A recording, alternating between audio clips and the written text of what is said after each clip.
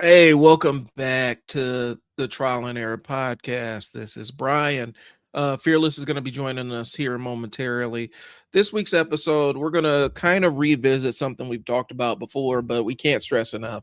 And it's prompted by some new stuff from the online space that I've encountered. It is the cult of not knowing shit.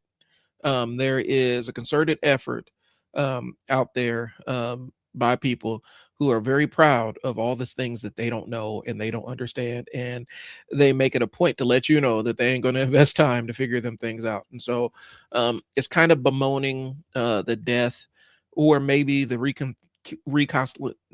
I can't even say the word. I said it before. Reimagining of how we view intellectual curiosity. And so that's what today's episode is. It's going to be, I've kind of formatted it so me and Fearless can really build on it um, and have the conversation around it. But it is truly about why people are happy not knowing shit. And it's really kind of a bizarre thing. Also, considering the world that we're in right now, it's such a bizarre concept to me to not have any intellectual curiosity about anything that's going on. Um, we have more access to information than ever before. Everybody is carrying around a supercomputer that rivals the output of some of the world's greatest ancient libraries. It has all of that. It has that, you know, that's in less than 1 gigabyte of information, and people just are happy not knowing things, um, to the point where they lean very comfortably into their ignorance and saying this thing is unknowable when it's 100% knowable. Like this stuff, we can know this stuff. And so this is what it is. So we're talking about the death of intellectual curiosity on this day, on this week's episode. Okay. And I'll get into um, what prompted this thread for me, because it's something I've been doing on a couple of my personal streams, and I wanted to really kind of drill into it. So I one of the things I do in my downtime, since I have ADHD, I tend to have things running in the background while I'm working on other things, just so that I have something to zone out on or something to ignore. And one of the things I stumble across to kind of relax me is reaction content. And it's sometimes it's movies, sometimes it's TV shows. More times than not, it's old school hip hop, because that's kind of where I'm at now. Not it modern stuff too, but a lot of hip hop I grew up with. I love seeing younger hip hop heads kind of fall in love with the culture and fall in love with some of the things that some of the albums that I grew up on and things like that. And so I love watching um, people get exposed to it. And one of the things I noticed is specifically, and we're going to get into age. Like some of these younger folks on there, they'll get on there and they'll be listening to an album or something, and a reference will come by that escapes them, because a lot of times this stuff is time limited, right? Like the albums and the songs, some songs are timeless, other songs are timeless, but then they have references within them that tie them to a specific point in time in history, and they will just blast right past that and be fine not understanding, and they'll let you know, I don't get the meaning, I don't get it, or whatnot. And that's fine once or twice, but then you're listening to the same artist over and over again, and they keep making the same kind of references, and they just keep buzzing right past you. At some point I would think that you would have some kind of curiosity, say, let me see what this person means, let's find out what they're saying, let's drill down a little bit and actually figure out what this little piece of slang or what this little piece of pop culture parlance actually means. And they will not do it. They will not do it. What they'll do a lot of times is, and I know a lot of times it's a framing mechanism to get engagement in your chat. Hey, chat, explain to me what this means. Okay, I get it. But sometimes it's done in earnest. A lot of times I don't really think it's done in earnest, because it goes in one ear and out the other. And it's this real pervasive lack of wanting to know something that may be outside of their realm of knowledge. And I think to a larger degree, I honestly believe that for a lot of people, that's actually the limitation, that the thing that's the albatross, the thing that has been keeping them from living the life that they want to live and enjoy, is the fact that they don't want to go out and find out shit. What's on, Fearless? What's going on, champ? Hey, so this week's episode, and I'm kind of contextualizing it here. Um, it's the lack of intellectual curiosity. Oh, I don't think you want to talk about that, my guy. Yeah, I've been talking about it I for. don't think you want to talk about that. um, I don't think you want to talk about the fact that over half of America reads at a sixth grade reading level and below. yeah, You don't want to talk about that. That's not something that we should be talking about. and that's exactly why we need to be talking about it, because people are walking around, and I just mentioned it. Everybody has a smartphone, right? Most people have a smartphone, and in that smartphone is a supercomputer, and in that supercomputer, that little supercomputer y'all have in y'all pocket is larger than the sum total of some of the ancient libraries that they mentioned throughout history. Like, Hmm. that's maybe 1 gigabyte of space on your phone. All that data, all that knowledge, all that information. And you have a supercomputer, you have access to pretty much any piece of information that's ever been printed, written, or recorded. And you just don't want to fucking know. Just don't care. You encounter something you don't want to know. And it's I feel like it is a pervasive thing. I think it does have something to do with reading levels. I saw a sister talking about it online. She's like, the Hmm. reason why hip hop's going the way it is because a lot of these kids don't read.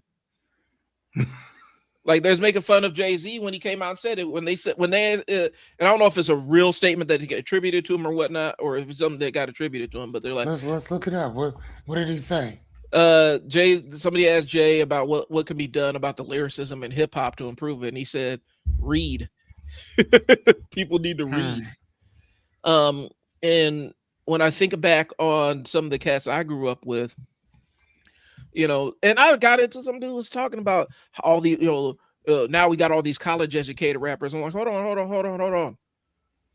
A lot of rappers I grew up with went to college. Cube has some college under his belt.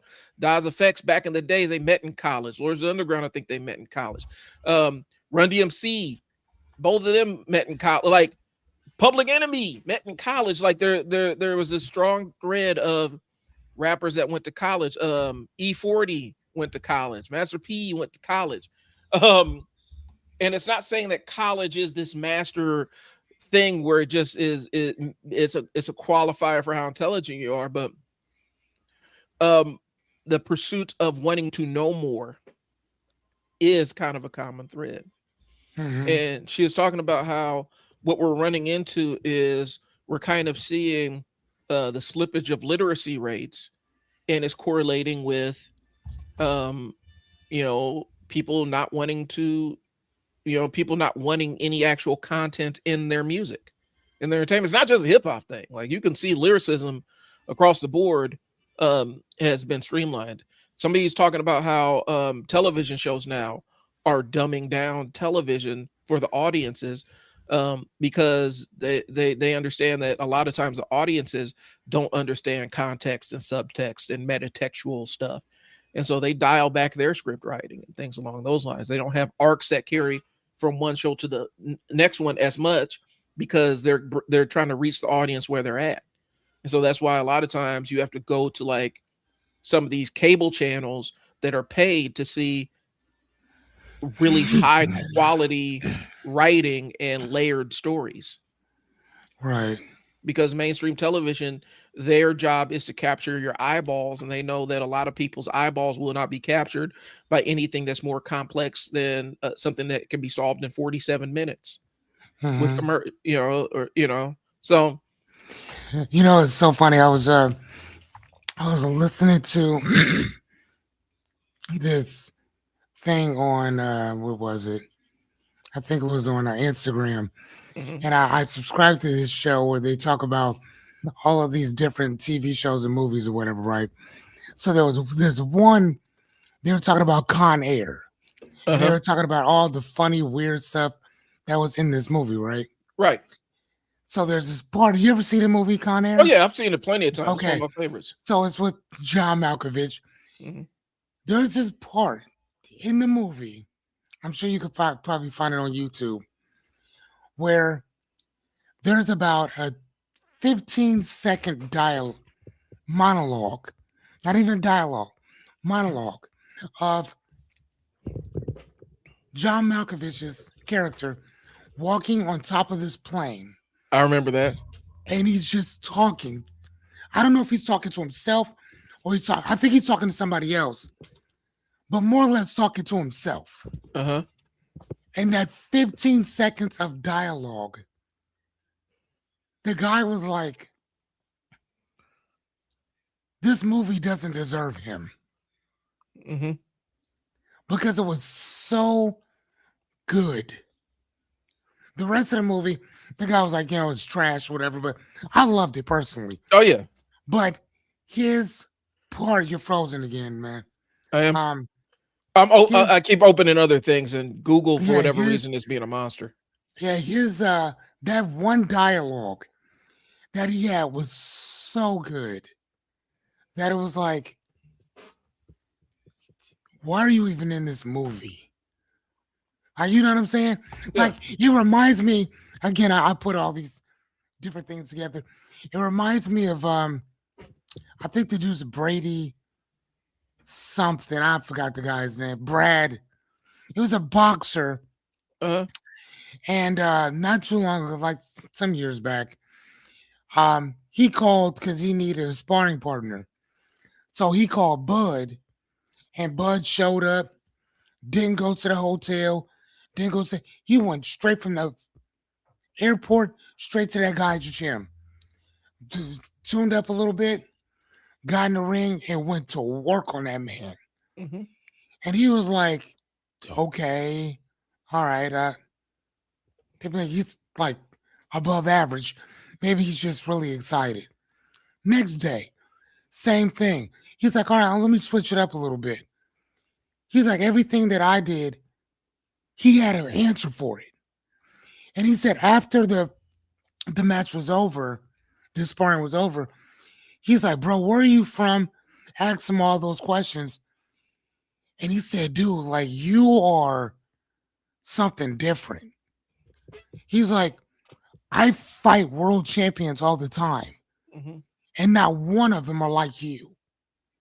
He's like, "You have like world champion stamped all over you." Right. Hmm. And I just always thought like there's certain people where they just have that that thing about them. Whether you see it or not is irrelevant. Right. Whether they see it or not is irrelevant. They just do what they do.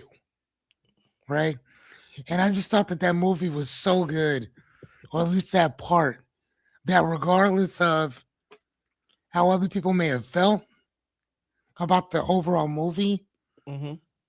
that one line, that 15-second monologue he had was it was intellect at its best. Yeah. You know what I mean? So I don't know. Um, Well, when and I I when think I think about literacy, that's one of those things, man, that I think about constantly.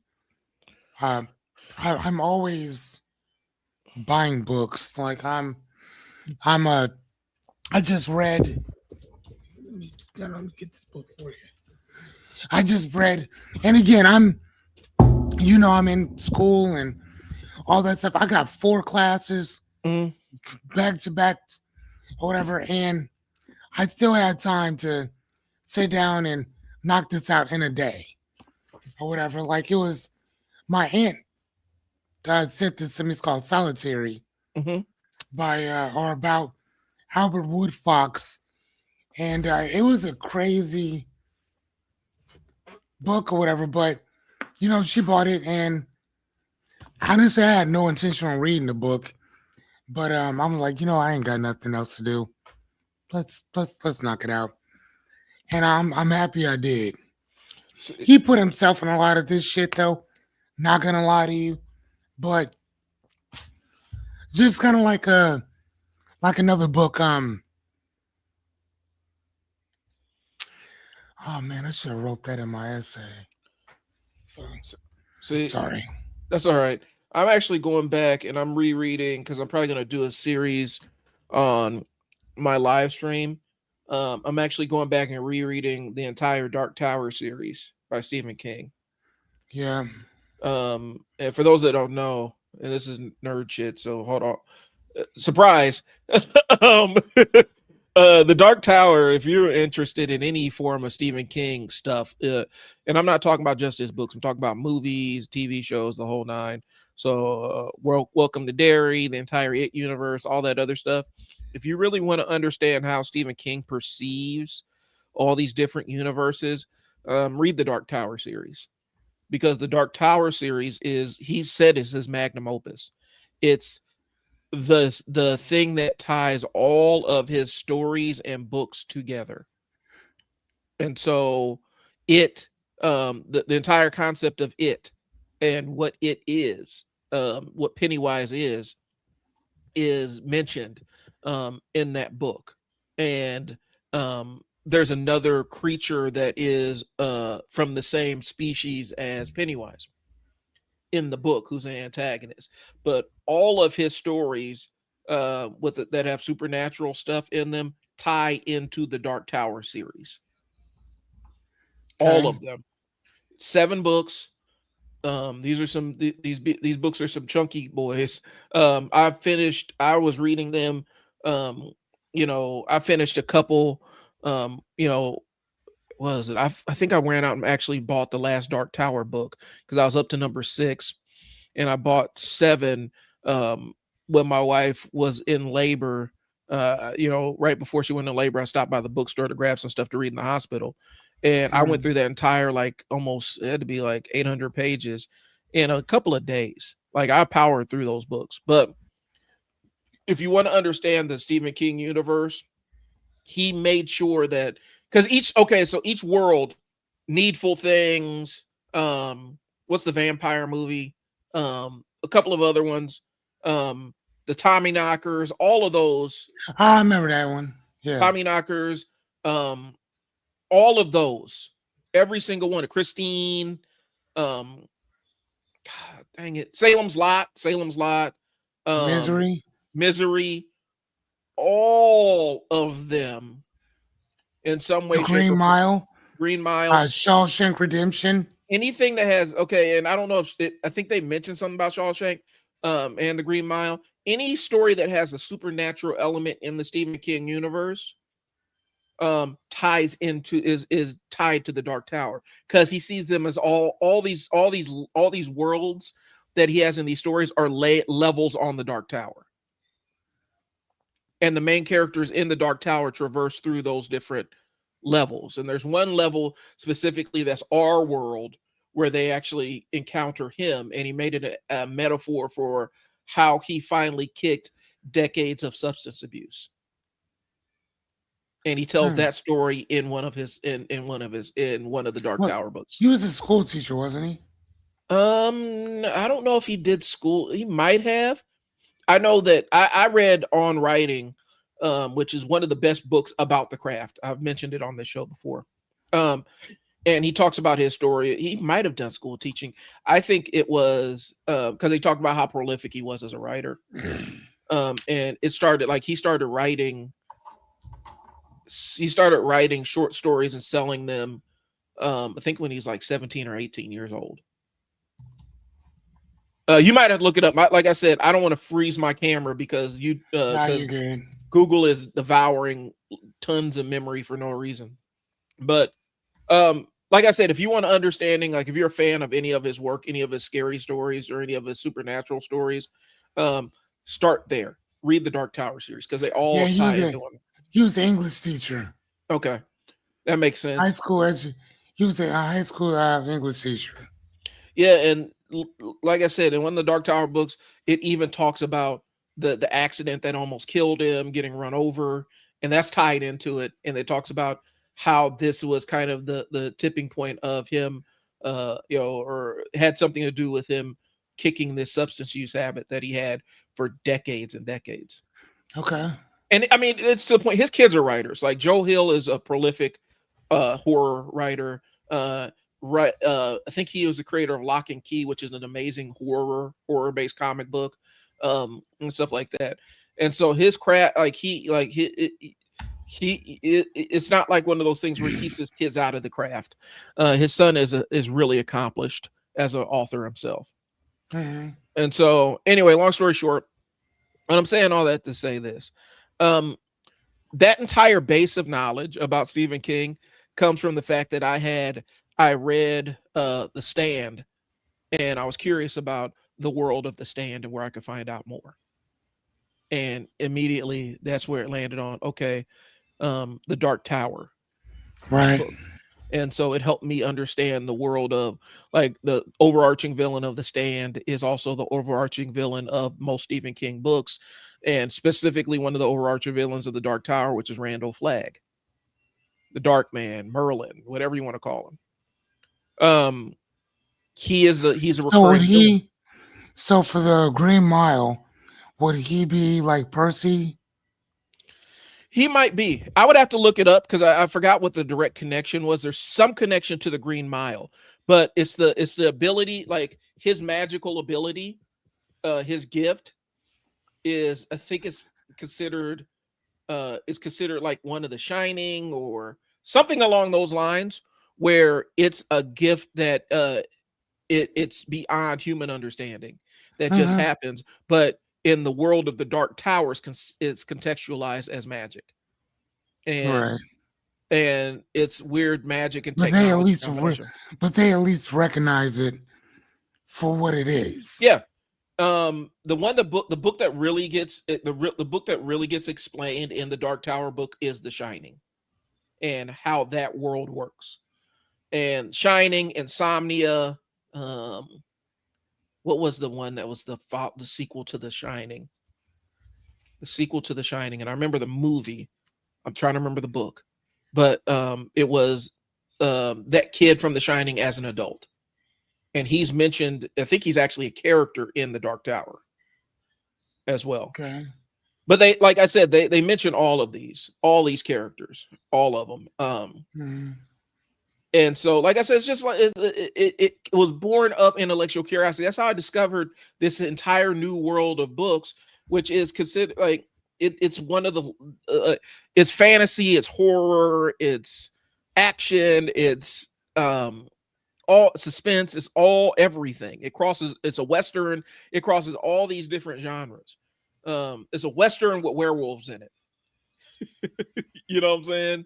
Hmm. Uh, he even has a Harry Potter reference in there because in his mind that's a level on the Dark Tower, but it's a very gruesome Potter reference. And so, um, it's just interesting. And like I said, Stephen King's not for everybody. The dude's been, he's had in his books, and as a black person reading his books, there's some problematic shit.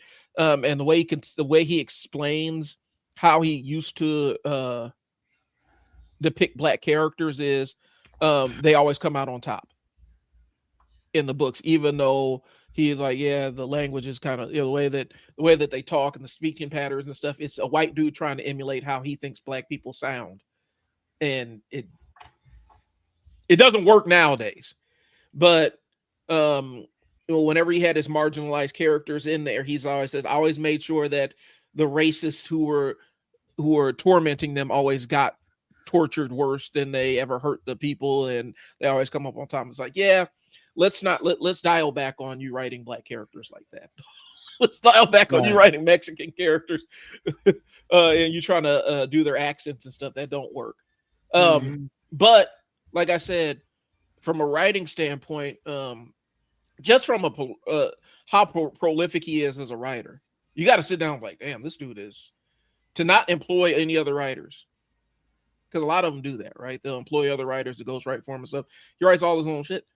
That's impressive, in and of itself. And I wouldn't know all this shit if I didn't have curiosity to go figure out more about Stephen King. Right. So anyway, did you find that book you were looking for, Fearless? I did. It was The Pursuit of Happiness. Ah, yeah, okay. All right. Yeah. So, and again, guys, this isn't about mocking people. I don't want to mock people who don't know stuff. Like that's not what our intention is. Um, and it's not formal education versus no education. I know plenty Right. of informally educated people that are smarter than people who um, went and pursued their degrees. Okay, it's about the idea of I don't know that, and now I'm going to go take the next step to find out what the answer is. That's as simple as that's as simple as I'm keeping it. You know, Fearless, you mentioned this with your son. If he doesn't understand, I think you were saying if he doesn't understand the word, you make him go look it up, go figure it out, Hmm. go find it out, go seek it. I mean, yeah, yeah, if you got a phone right there, so I mean, just look it up. So Right. yeah, I'll ask him that. Um, I'll ask him that a lot. And we also have, actually, we don't have an. It's funny. In my house, I have, oh my gosh, thousands of books. Mm-hmm. I don't think I have a dictionary. Oh, you don't? I don't think so. I don't think I have a dictionary either. Isn't that crazy? I got encyclopedias. I don't have a dictionary. Yeah, I don't have a dictionary. Which I'm just saying, dude. Like, if one day the internet were to go down, boy, boy, boy. Right. Well, how many people would be able to actually? Because that's the other side. How many people would like right now? And it's an informal question. If I had to put you in a library and say, "I need you to go find a book about this," what would you do? I'm You asking said, as a dude. general question to the I mean, audience. yeah, it's just sort of thing. Yeah, I mean, I will give you guys the answer, but it would be number one. You still have the Dewey Decimal System, Yeah. and the Dewey Decimal System still works even without a computer. Yep. Yes, that's why it works so well. Um, with that, so once you have exactly the area or the number that it is, you basically go there and find it. So even if nobody was there, but you knew before you'd be able to pull it up on a Rolodex, Mm-hmm. find it, and then just match the number um to the aisle that the book would be in, and then from there you can kind of follow that yellow brick road and grab it. Yeah. So, but again, somebody like me, I lose books constantly. Well. Like, dude, I've had to buy. You'd be surprised how many times I've had to rebuy books because I've already bought that copy Mm-hmm. and didn't know it. So I subscribe to this thing called Book of the Month Club or Book of the Month, Mm-hmm. and they send you an actual book every month, or you can go in and buy more. Right? You know how many times I've bought duplicate books to the point where I have to give them away or whatever. So I told them, I'm like, hey, it'd be a great idea, like Amazon. Like if you buy a book, put that I already own this. Mm-hmm. You know what I'm saying? Put that I already got it, so then I don't buy it again.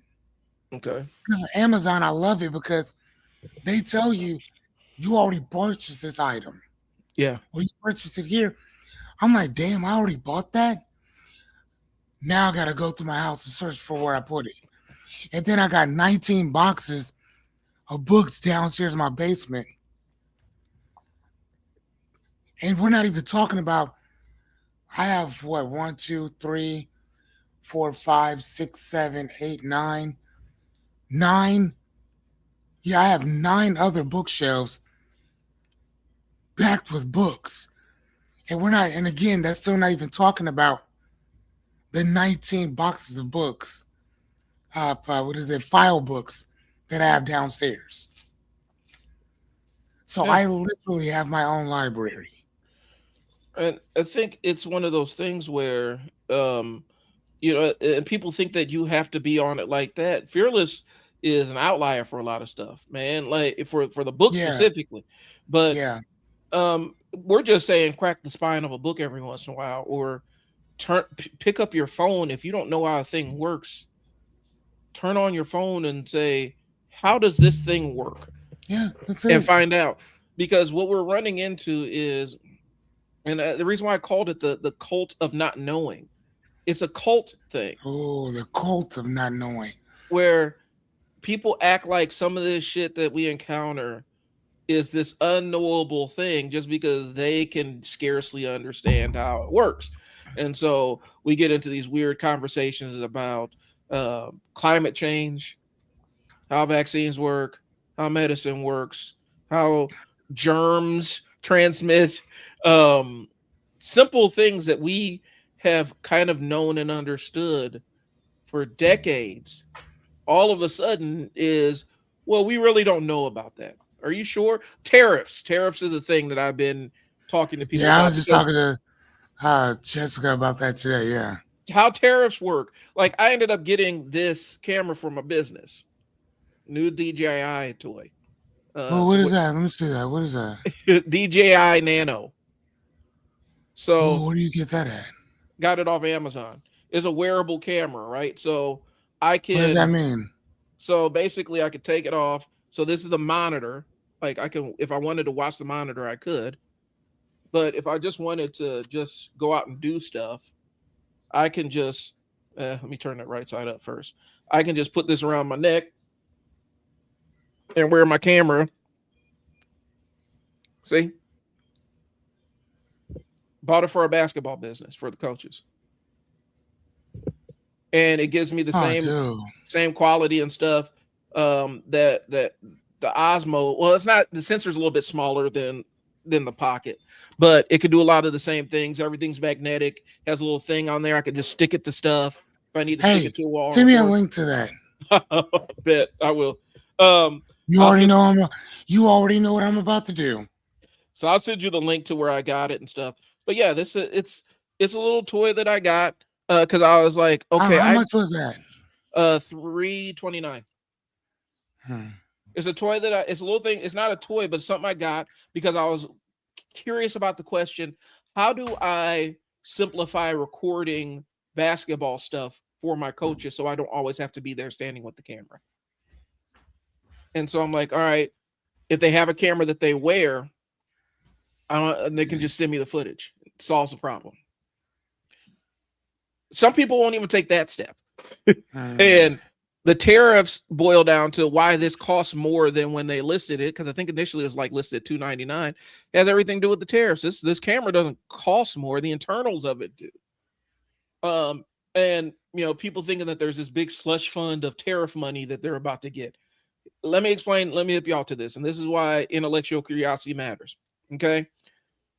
Yes, the duties that are collected when the stuff hits shores, right? They collect those duties or whatnot. What the companies do then, once they have to pay those duties and those fees to get stuff imported, they look at that item and say, okay, we're going to make the consumer pay for this. And so the price of the thing that you receive as the end user goes up automatically. And unfortunately, the prices never come down. And here's the thing. So, okay, you buy American if you want to skip that. Here's the thing. One, even if you buy American, things have parts that have to be shipped in. That's one. We can't produce enough aluminum here to meet our needs. So we always have to import aluminum. How many things are made out of aluminum in this country or have aluminum composite in them? That's two. Right. But three, so the price gets passed. And three, American companies are looking at these foreign companies who have raised their prices because they are charging. They have to offset the cost of the tariffs plus build in their profit margin. And the American companies like, well, shit, they raise their prices. I can raise my price a little bit. I know I don't have to import anything, but I can raise my price a little bit to stay competitive. So they're not going to stay artificially cheap. And so now the price of everything goes up. But here's the game. So the Supreme Court last week came down and said, hey man, Trump, you can't just unilaterally impose tariffs without congressional oversight. And so the tariffs you set aside are null and void. And so all these companies are like, all right, so cool. Our lawyer's about to give y'all a call. We gonna need our shit back. We gonna need our money back. Mm-hmm. And so all this money that these people were convinced were gonna come through in tariff refunds and stuff, guess who's getting that money? Those same companies. Those companies are getting their money back. But you don't And, already and you've already paid for it. And not yeah, only that, they're not going to lower the prices right. because they're already up there. It is what it is. They've already found the market will pay that. So they ain't Yeah. about to lower them prices. And so the government basically paid these companies to increase their prices. That's the game. And because what used to be known economic science about tariffs all of a sudden became this unknowable thing for a bunch of people. Now we stuck with these tariffs and this increased cost of living for no good reason whatsoever. I'll send you the video of the dude. He's one of the most foremost economists, and he gives you the kind of he talks about trade deficits and all this other stuff. And one of the ones that stuck with me, I watched him last week. It was really entertaining. But he said, right now, I'm in a tremendous trade deficit with the grocery store. Because I buy way more from them than they ever buy from me. Mm-hmm. He's like, I'm at a trade deficit with the shoe store. And the university that employs me is at a huge trade deficit with me. Mm-hmm. Just like I am with Amazon and all the stuff that I buy from them. Because he said trade deficits just means that we get we're customers of their products. Mm-hmm. That's not a bad thing. And that's why there's a market. He runs it all the way down. I'll send the link to you. Matter of fact, I'm gonna do that here in a second. Because this dude his stuff was amazing, and he really breaks down how this shit works. It's worth the watch. For the if you're inclined with understanding how some of this shit works. But long story short, that's why we're stuck with where we are, because people had no intellectual curiosity about what tariffs are. They just listen to somebody telling them what tariffs are and how they work, and they're like, well, it must work like that because this guy said it worked like that. Right. So that's where lack of intellectual curiosity lands you. And I get on my kids about it, right? Like my son will ask me something like, you have a smartphone, man. Look that shit up. Yeah. Look it up, find out. I'm like, right. And my son, what's so funny, man, is I didn't know that a D was still passing. I learned that. I'm going to say that again. I did not know that a D was still passing. So if my son is walking in the house and he has F's, I'm like, son, that means you're not doing anything. The only way you can have an F is if you're doing it on purpose. Yeah. You know what I'm saying? Mm-hmm. Like, D is an effort. D means that you put in for some kind of effort at on some level. F just means you didn't even apply. You didn't even apply yourself. It's like the only thing you got right was your name on your paper. Well, I've seen type shit. You know what I'm saying? I saw an interesting conversation online, and it's something along the lines of argument that I've had with my kids, where somebody's like, "What do I need to?" It said, "What do I need to know how to figure out the other side of a triangle? Why do I need to know that? I'm going in construction." I mean, I get that. You going it well, but here's what I get that. The reason why it was an interesting conversation was because the construction worker chimed in and said, I work construction. I've been working construction for however many years. You better fucking know how to figure out the other side of a triangle if you come on my construction yard. Otherwise, I can't hire you." But that's the point, though. Yeah. If he were going into anything else, he wouldn't need to know that. So Mhm. the fact that if he wants to go into construction, you want to know that for this reason. Mhm. The problem with what's going on right now, and again, I just did a paper on this, is the fact that education is not built on,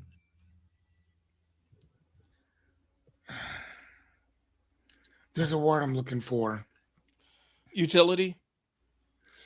that goes into it.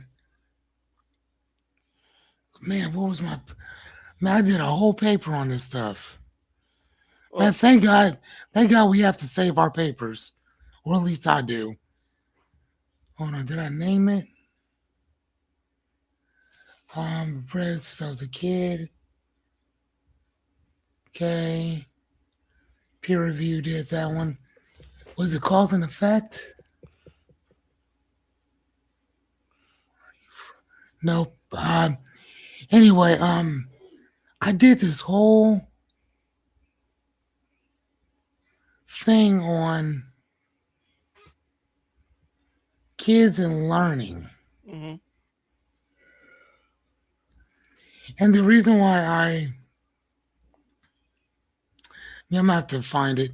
But anyway, the reason why I did it was because it. I think that the assignment. I think we got to pick what we wanted to do. Mhm. So I talked about the correlation. I think that's the word I was looking for. The correlation between what I'm learning and why I'm learning it. Okay. If you're teaching somebody just to be teaching them, there's no reason for them to hold on to what you just told them.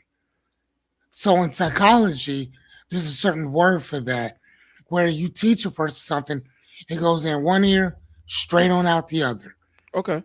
right? So because there's no reason to hold on to it. Mhm. I don't see there's not a logical reason for me to know this information. Hence, that's why you can tell people shit, it goes in one ear, right out the other. But what happens when you tell a person something who doesn't do any research, who doesn't read anything? And I couldn't find that quote from Jay Z, by the way. Gotcha. Um, um, who doesn't re-go in and do the research for themselves to find out not only if he said this, when he said this, Yeah. why he said this, or whatever, right? Because then, if I hadn't looked that up, I could have been walking around saying, "Oh, even Jay Z said Yeah. blah blah blah blah blah." The thing that I love about college, and I'm gonna go back into it, is that it makes you ask questions. It makes you say, "Where's where'd you get this information? Where are you citing this from?" I can't write a paper without citing it. Yeah. I can't say that somebody said something without citing it. It has to have an insight and a fucking reference. So even when you're writing out your paragraph, if you're talking about something that's referring to something or someone else, you gotta cite it. Mhm. That's I love that. Now, could I have learned that outside of this? Dude, I've been reading, I can honestly say professionally for what, 25 years, somewhere around there. Mhm. And I never once read about citing. I never once read about how to actually write a proper paper. I didn't need to know. You know what I mean? Yeah. I I I didn't care. But now that I'm doing it and I'm writing papers all the time, now I have to care. Now I have to. Now there's a reason why I have to know this. Because And my teacher's gonna be like, "Hey, I can't accept this," and that's happened before. I got docked because I was talking about something on this chick's page. Now it was my own personal um belief and my own personal ideas, but they were so connected to each other Hmm. that he's thinking that it came from her. I feel the same way. But because of context, she has, you know what I'm saying? It looks like it's being plagiarized. It Hmm. is not. I feel the same exact way. But because I'm reading this story about this, I now unfortunately have to give those kudos to her. You know what I'm saying? Yeah. So, but again, recently I sat down and I worked out how many books I've read since 2002 Hmm. to now. Okay, Brian, I have read, and again, it's a between. I have read between,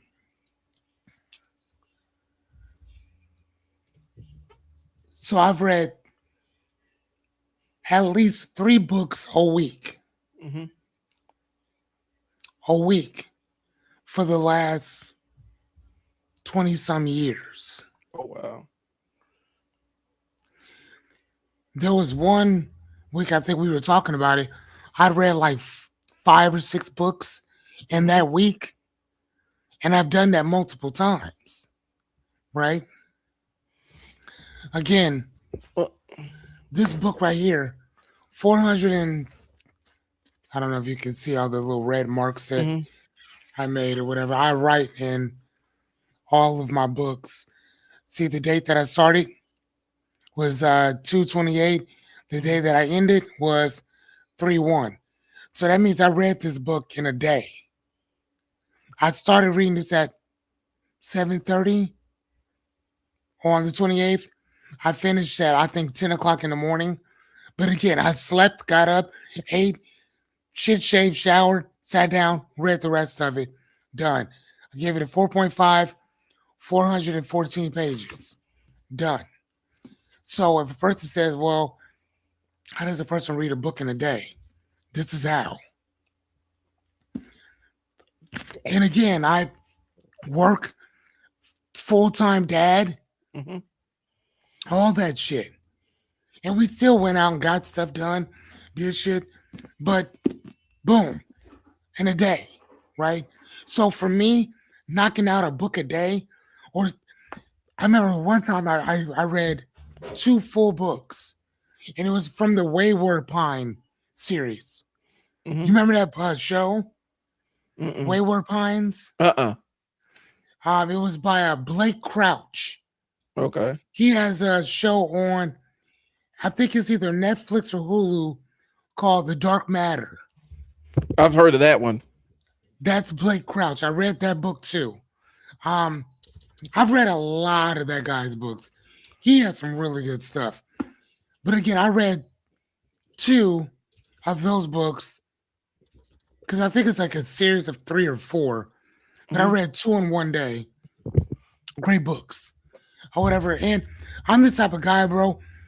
I will get up at 7, 8 o'clock in the morning. Give me my books. Give me some water? Put a little bit of jazz music on, and bro, I'll sit for hours by myself reading. You understand me? Yeah. So reading 3 books a week, and that's average for me to do. 3 books a week for that for 20 some years, it came up to like I've read between 19 and 25,000 books within that time span, Okay. right? Wow. Like I'm like, dude, how is that? Hold on. And see that doesn't even does that even So would that even I don't is that possible? I mean I guess it No, I know my math has to be right. Just saying it out loud doesn't seem like a.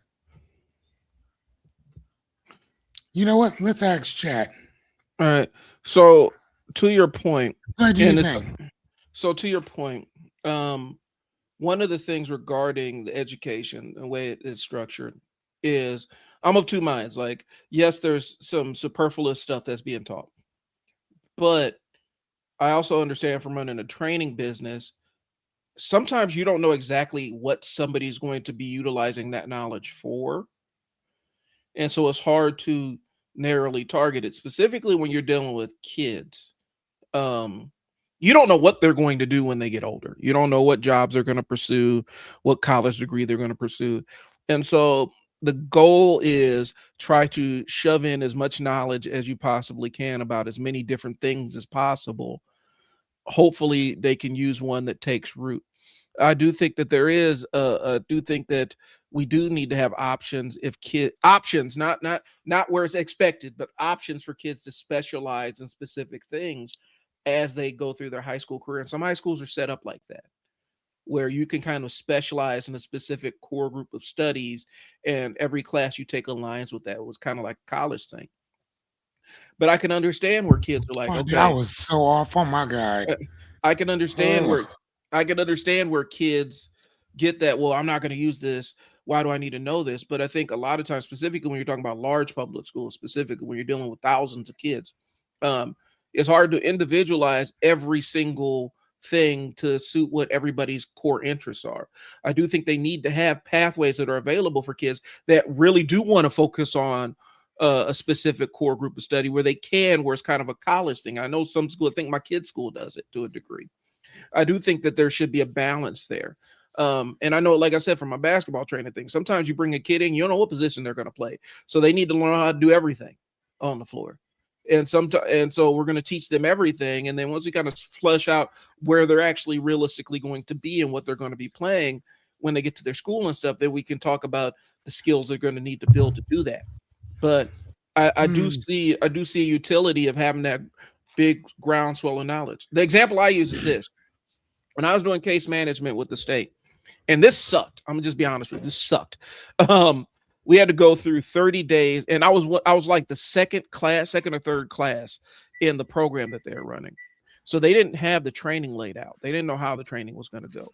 So they put us in 30 days of heavy duty training, um, that your basic you know state worker would get over 6 months. We had 30 days to absorb all of that, and all of the training was about abuse neglect cases and how a child abuse and stuff like that matriculates up through the state, and what if X happens, it's Y, then when to use this specific assessment, who to call. Like, it was 30 days of that, 30 days of this.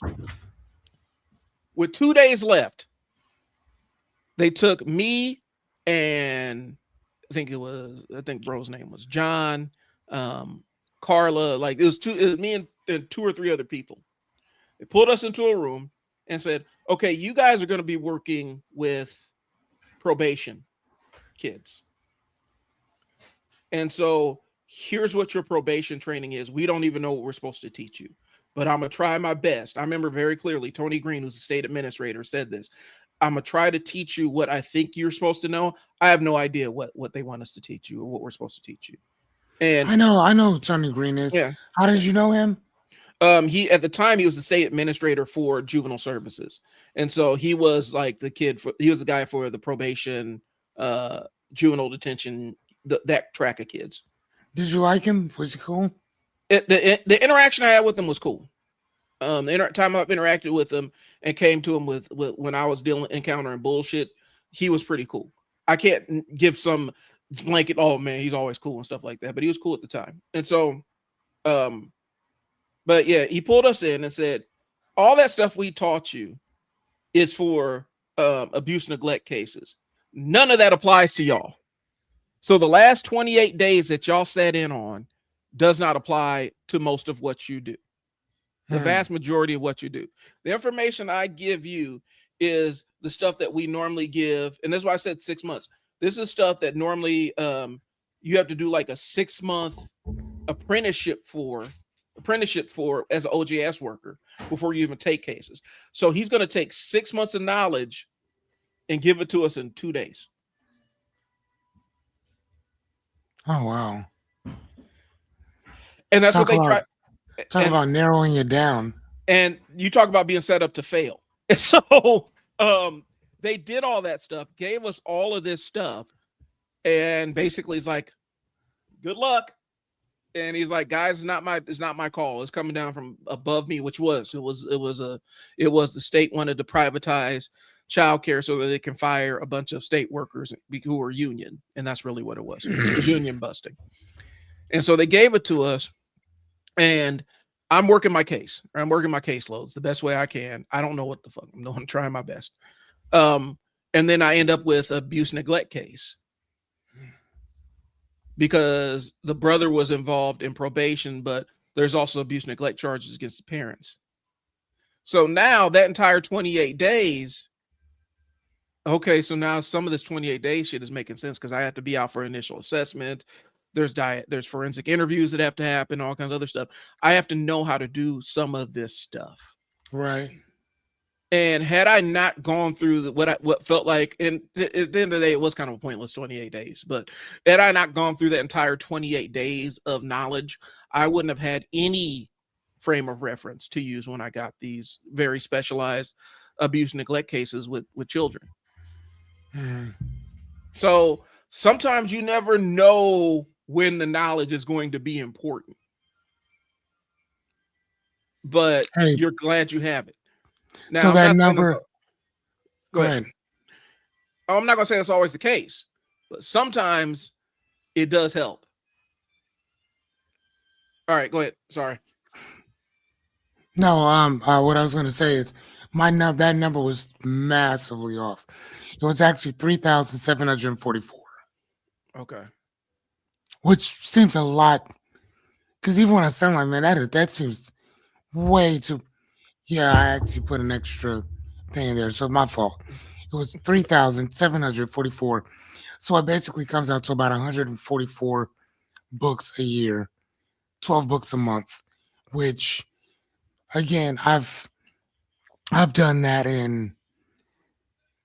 I think that the most books that I've read in a month, I think we were doing this at the time, weren't we? Mm-hmm. I mean, I think it was. I don't know what that was. It. I know it's in the 20s.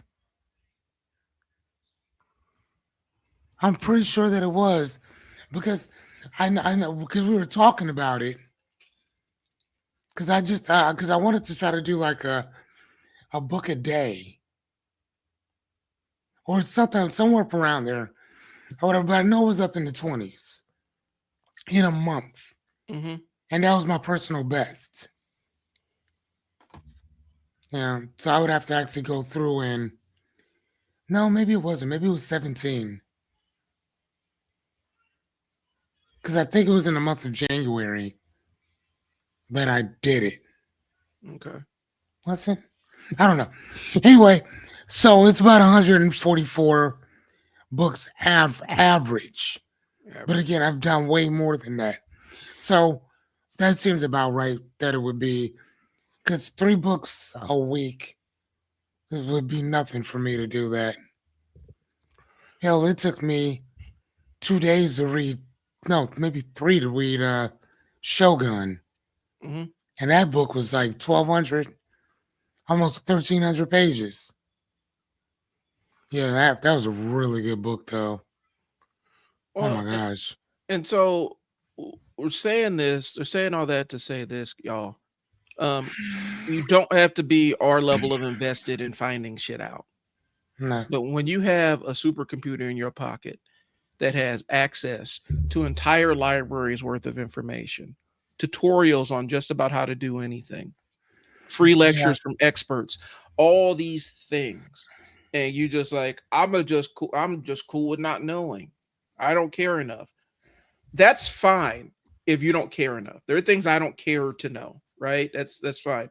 But when it's something that impacts you or something that you do need to follow up on, that's weird to me to not follow up on it. And the way I got on this track was, strangely enough, I was listening. I like to watch on YouTube. I like to watch reaction channels of people reacting to like hip hop and stuff, like where they get to discover what my journey with hip hop was as a kid, where I kind of fell in love with the lyricism and things along those lines. And so I like to watch people react to stuff of the early 80s, 90s, 2000s, underground stuff, modern stuff. However, I like to watch people reacting to it. And I started hitting on this trend, and I hate to put it like this, but it was some of the younger folks. Whenever you listen to music that's not of your era, you're going to run into bits of language and parlance that you're not familiar with. Like they're not, you didn't grow up with them, you're not aware of them. I don't mind if every once in a while something like, okay, I don't get that reference, it goes over my head. But if you're listening to the same artist and they make the same reference and you're still like, I don't know what that means. Okay, so now this is twice that this person's made this reference and you still don't know what it means. Okay, now we're in the third song by this artist. They made the same reference and you're still wondering what this means. Now, if you listen to this person 3 times, you've encountered this piece of knowledge 3 separate occasions, and not once did you say, let me look this up and find out what it means.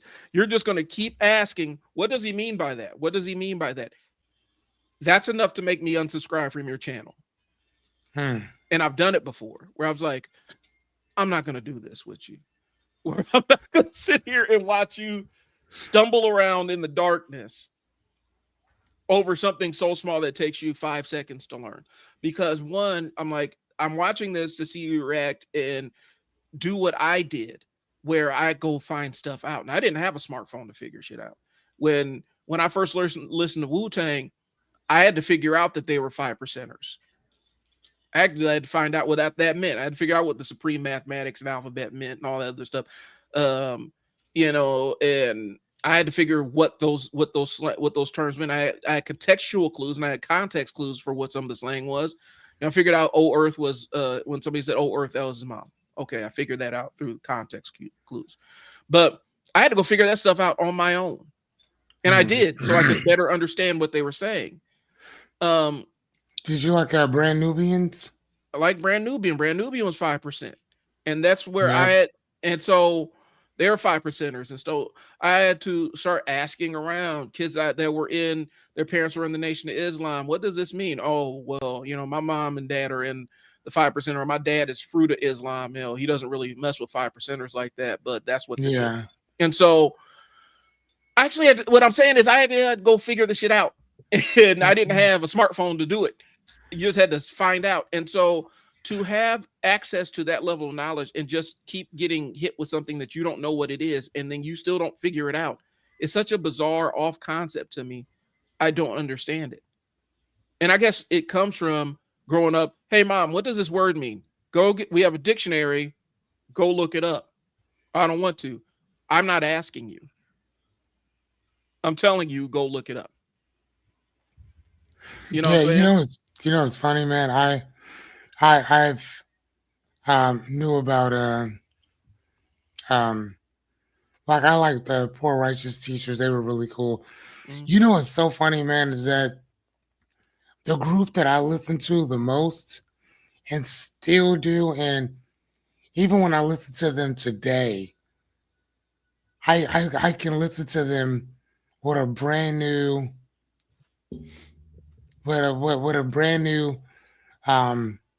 not only curiosity, but a brand new appreciation for what they were talking about is X Clan. Yep. Like that was my favorite group growing up. And I still listen to their first album still to this day. And I still learn stuff listening to that. Again, their first album was, oh my gosh, hold on, let me find it. Their first album was in 1990. Yeah. 1990. But I mean, man, I love this shit. Oh my god, Brother J, uh, Professor X, the Overseer. Oh my god, I think they might have, I think I recently saw one of them had passed on, but the surviving, PXL, yeah, the surviving one has been PXL. dropping stuff still. Um, Yeah, Brother J has under different things, whatever. Yeah, but Professor X, that's the one who was always saying, "Sissy." yeah. That was him, and now he's been passed on for a while now. So speaking of Like, that, yeah, but that's like my favorite group. speaking of that era, of that era of hip hop and cats that were involved in it, like because I know Tribe Called Quest was Zulu Nation and De La Soul was kind of tied into that. Bob Power died, and Bob Power is the engineer behind Tribe Called Quest, D'Angelo, Roots, um, pretty much that entire era of hip hop of got Black Sheep, Native Tongues, all of those guys. I think he did some. He might have engineered some X Clan stuff. He might have engineered some Public Enemy stuff. He passed on yesterday. I was kind of bummed out to see that. Um, Mm, but his album is really a who's who like of music across all the different types of genres. um and it's really fascinating to go through. And this is an aside, if you want to know who I'm talking about, look, Google Bob Power and just look at mm, his discography is absolutely insane. It's like his production is production discography is mind melting. How many different right. artists, and an engineer is the one that makes the song sound the way it does. And so some Hmm. of your favorite songs would not sound the way that you remember them had there not been a Bob Power there. And one of the interesting things is, there's an interview with Bob Power. He talks about working with Q-Tip from A Tribe Called Quest. He talked about how amazing it was where Q-Tip and Fife didn't have studios in their head, but Q-Tip would do the entire sequence of a song and have it in his brain, sampling everything, and then come to a studio and just boom, boom, boom, boom, boom, lay it out. He would sit there and sequence the song in his head with no equipment, and then come Oh lay it wow. out. And Bob Power's like, I've never seen anybody do that ever. Um, but it's just interesting. You watch some of his old interviews and stuff like that. You watch people that talk to him, really knowledgeable about a lot of things, and that's intellectual curiosity. That's the assignment. If you have any passing interest in, um, East Coast hip hop, neo soul, even though I know Raphael Sadiq hates that term. He hates that. He went on a tirade about that term. Um, but neo soul, any electronic music, things along those lines in the New York club scene of the 90s, Bob Power was kind of a linchpin in that as an Right. engineer. You Um, know what? PXO, Professor X, the Overseer, his father was Sonny Carson. mm, oh, wow. Sonny Carson, Man Child in the Promised Land? Yeah, it is. That's the Sonny Carson. Yeah, that's what his father was. So again, with X Clan, dude, it was something different with him, man. What was a Man Child in the Promised Land? Or was that? No, wait a minute. Why am I thinking Sonny Carson when I think Man Child in the Promised Land? That wasn't the I same thing. That was Claude Brown. wasn't who? That was Claude Brown wrote Man Child in the Promised Land, didn't he? I don't know. I've never heard of it. So Man Child in the Promised Land, that one you might want to get up on too.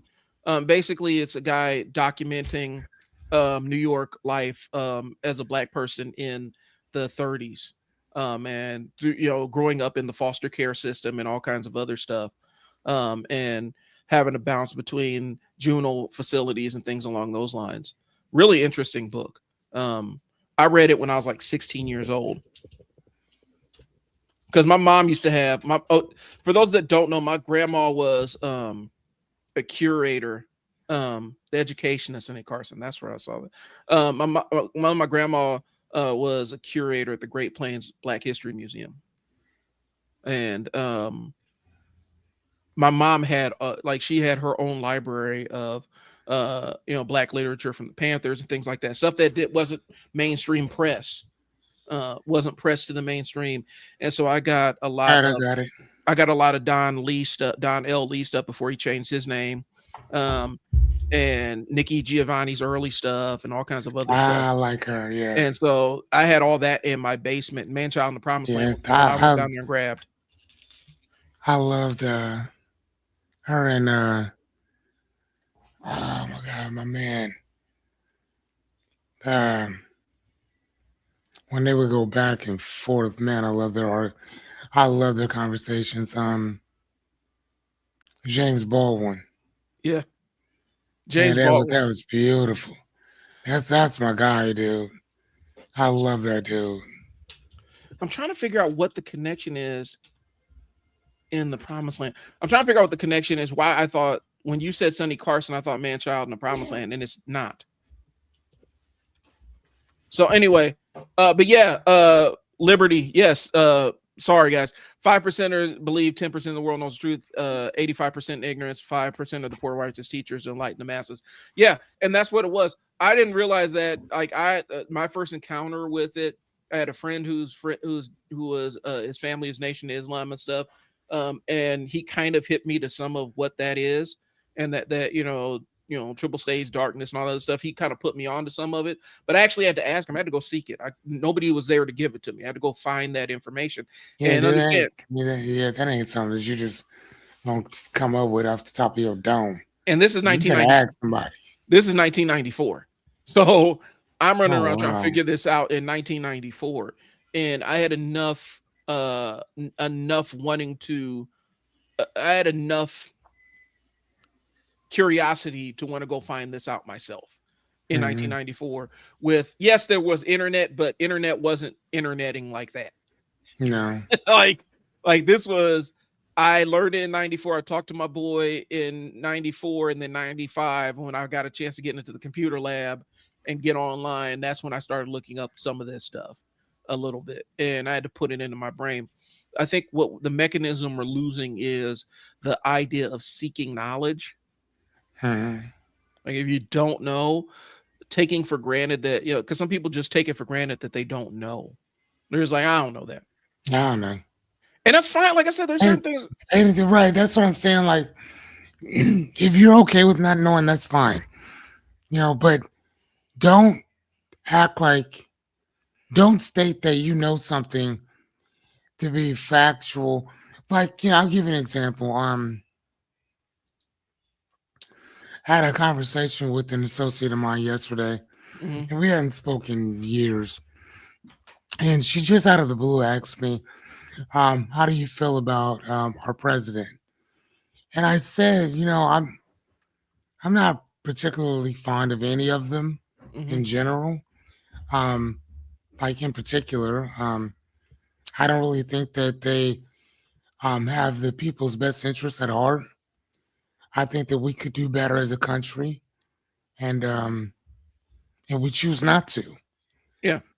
And she was like, "Well, I totally disagree with that, and I think that Donald Trump is doing a great job." Okay, Yeah. cool. I mean, you're not gonna get no conversation with me out of it. Mm. Um, again, I don't care. Yeah. If that's how you feel, that's what I'm saying. How you feel, but I mean, I will say though that um that it also lets me know what you will and will not. I don't want to say. I'm going to say not only acknowledge, but what you're okay with. Yeah. Whatever, and that lets me know that without you having to say, "Hey, I'm cool with this over here. I'm cool with that over there." Perfect. So, and again, like I said, I don't give a shit. Like, if you like them, you like them. If you don't, you don't. Right. Um, in a couple years, he'll be out of office, and it'll be somebody else, and then other people will complain about that person. Yep. So again, you know what I'm saying. So if you're gonna And again, I don't think she was trying to bait me or anything like Mm. that. She was just asking, like, what do you think? Like, do you really think I'm going to? No, I'm cool. I'm good. Me personally, I'm okay. Well, and Next, please. I go to this, like, if you don't, it is a warning. If you don't want me to share what I think about a thing, don't ask me what I think Don't about it, ask me. because you may get an answer you're not quite prepared for. Because my thing I always follow up is, you're gonna have to qualify that. Like, if you Yeah, say, if you think, oh, wonderful, great, okay, qualify that for me. yeah, What do you mean? And somebody actually got mad at me for saying that to them. Like, hey, bro, you're gonna have to qualify that. What do you mean? I'm just saying that you're just like, if you're gonna make this assertion about this specific president or whoever, yeah. you're gonna have to qualify that. Whoever. You're gonna have to qualify that to me, as and sell me on the idea, because I don't necessarily agree with you. Well, listen, I'm not looking to fight you about it. I really don't care Yeah. that much. But you That, asked me what I thought. You gave me an opinion, and now I'm saying, okay, that's fine. Here's my opinion. You gave me yours. Qualify what you're thinking, because I'm going to call. If you ask me why I believe what I believe, I'm going to have my reasons why. Why? Why I don't fuck with this person or fuck with that person. The most recent one is, I think I had to get into somebody with about Peter Thiel and JD Vance and their oh, little weird connection. And I said, I need to hip you on something about Peter Thiel now. Peter Thiel, yeah, he grew up in South Africa, and that's not a disqualifying thing by any measure. But where he grew up in South Africa was really interesting. Where he grew up was a place where a lot of Germans, a little village that Germans that were coming out of Nazi Germany ran to, so they can continue to be Nazis publicly, since it was outlawed in Germany. hmm. That's where he grew up. Either there or there would have been his wares. His Yeah. dad, his dad cared enough to move them all over the world until he landed on a place where you can openly be you can be at a place where you're openly a Nazi. Hmm. And it's like, and I'm not saying that it 100% enforces all of his beliefs, but I haven't seen a lot that goes against what he might have learned in that space to counter that narrative. So if you ask me what I think when you have strange, dubious connections to Nazi shit, I'm going to look at you in a very skeptical manner. Yeah. Then I don't mean, ask me. I don't necessarily know if I personally can do much. Like I'm about to write a paper on beliefs and how they how they manipulate and guide Mm-hmm. how not only we treat ourselves, but how we treat other people. Mm-hmm. In the field of anthropology, um, they talk a lot about that. I need to start writing those things down before they take our books so we can't read them anymore. But there's this part in um let me find it for you right quick because it was Okay. so good. Oh my gosh! But they were talking. What week am I on? I think this is week 8. Dude, as soon as we get our assignments, I knock that shit out. Like I don't play around, broski. Yeah, because here it is. Here it is. So we were looking at. Yeah, here it is down here. Found it. Okay, so there's this thing called the dialectic of field work. Mm-hmm. And hold on one sec. And again, you guys, this is in anthropology. So please bear with me for a second. If you guys wouldn't mind. Damn, where is that? Okay, so we So, have cited field work. Get the okay, that's why. Um, but it basically is that the one? Okay, here it is. The process of building a bridge of understanding between anthropologists Hmm. and informants so that each can begin to understand the other. And we don't have a lot of that in general. Um, we use this thing called ethnocentrists. Hmm. Um, Hold on one second, let me find where that word is. But there's this word, ethnocent, uh, ethnocentrist. Yep. And do you have it? Ethnocentrists. I can pull Yeah. it up. I was looking up something else. Ethnocentrism, evaluation of other cultures according to preconceptions originating in the standards and customs of one's own culture. Right. And that's the problem that colonists, colonizers, people run into whenever you're looking into someone else's culture. Hmm. Is that you have this ethnocentrism, if you will, about somebody else's culture based on the way you do things Yeah. and your ideology and your cultural norms and all that. So if you're sitting there watching people eat grub, lift up rocks and grabbing certain beetles and making paste and grabbing leaves and firing it up and eating it and stuff, you're gonna be thinking these people are disgusting. Yep. Or or you see a group of natives who are setting fires to a forest and you thinking that they're just trying to destroy everything. Whereas, but again, you don't understand what they're doing. Yeah.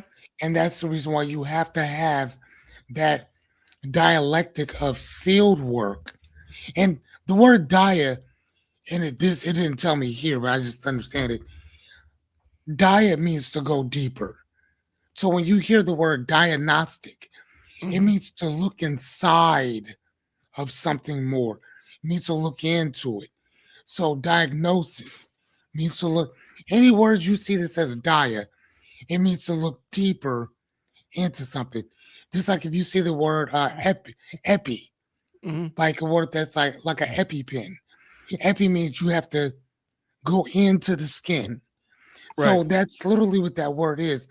It means to go deep. It means to dig deep into whatever it is that you're talking about or whatever. So if we're, and then electric is to understand what we're talking about. And field work is being in another person's environment, being in another person's society, being in another person's culture.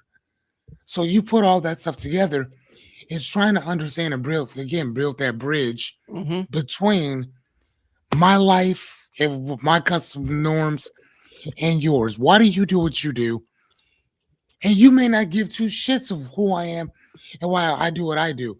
Um, I think it was I forgot what the guy's name is. He's a regular on Joe Rogan. I think his last name is Cho. And he was talking about being in the Hansa tribe, um, which is in Africa. Yep. And he was explaining to them because they asked him, "How do you eat? What do you do for eating?" And the guy was explaining the grocery store system. Hmm. And these hunter gatherers are looking at him like, "Wait, what?" People actually go out and go hunt your food for you. They cut the food up for you. You go to a place and then you buy the food. That's got a You mind that take it. blow their mind. That blows their mind because they're like, "Wait, what? Why would you? Why would they do that? Why would you do that?" I was just reading another thing in here where it talks about what's it participant observation. Hmm. I think that's where they were talking about it from, and they were talking about the different custom norms in Tanzania. again in Africa, where the um the the anthropologists, the people going to go study their stuff or whatever, um, they they were from all of different places, mainly the Western America or the Western society, and we love to have our alone time, right? Hmm. So, but in their culture, when you're off by yourself, it is a mental problem. Ah, So they see it as you're depressed. And when you're depressed in their society, the group comes in and they follow you.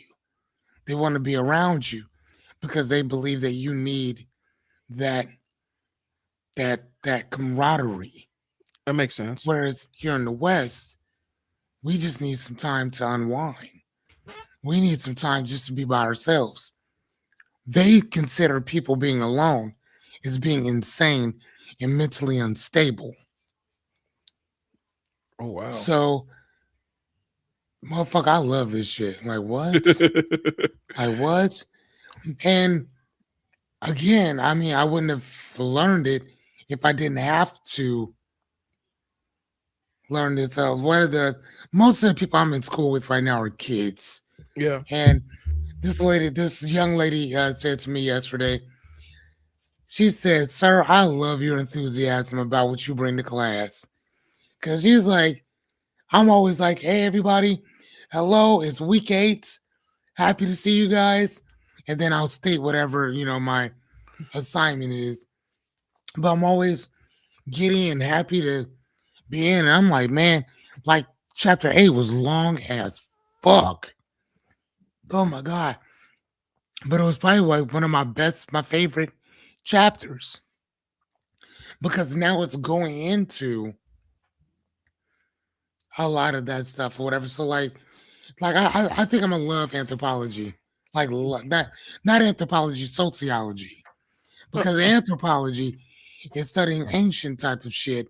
Sociology is studying the systems that make us for where we are now, which I'm very interested in. okay, here's one I'll throw your way. Please do. Because it has something to do with the PayPal mafia. Um, for Ah, yeah, those, there's about 10 of them, ain't it? yeah. And they Mm. basically are the like a who's who of who's running all of Silicon Valley right now. Yeah, that part. Yeah. Look up Curtis Yarvin, and some of his writings, because a lot of PayPal mafia C or are a K. C, um, Yarvin with a Y. Um, they're adherents to his kind of, they call it Spell Yarvin. Y. Yarvin. He has this philosophy, and they call it dark fantasy or whatnot. Basically, it's the idea that um, democracy is wrong. It's not a way of being. It's not a way of thing, and everything has to be the ideal world is structured like a giant corporation. And his phrasing is, some people are more conditioned to be slaves than others. Okay, and so That sounds about right. and so if you want to know how Elon and Peter Thiel and some of the other, like the guy who owned the former CEO of LinkedIn, all those guys, Yelp, all those guys, if you want to know how they think and why they advance the policies they advance, look at Curtis Yarvin, Hmm. and read him, because Teal is a huge fan. Him and Elon are huge fans of his. They quote his stuff. They've cited his stuff and things along those lines. Um, if you want to know how a specific segment of tech billionaires perceives the world, and it's kind of influenced by when they try to set these tech cities up, where they're like, in this city there's going to be no democracy, it's going to be run by a CEO, and that's the world that they're trying to build. And so it's interesting to see, so that you know who's out there and you can decide who you're going to, where politically, where you fall in that spectrum, and what you want to align with and what you don't. But Curtis Yarvin. Interesting cat, and that's not saying that in. I don't think these people are actually truly. You could tell that a lot of these guys are not, don't really study history Yeah. at all, like whatsoever. Because I'm not gonna lie to you, man. I see this going down a very um I see this going down a very volatile road. Yeah. And these guys, I'm not gonna lie to you, man. I don't think that they're gonna come out of this thinking that everything's gonna be okay. Um, because we have this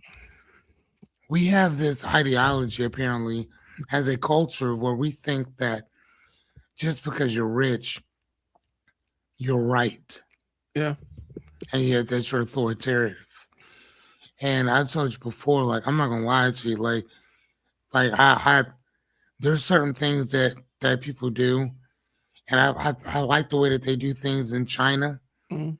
when it comes to this type of shit, where you think you're bigger than our country, and when you think that you're bigger than the country, there, you- and you're into some weird shit, Mhm.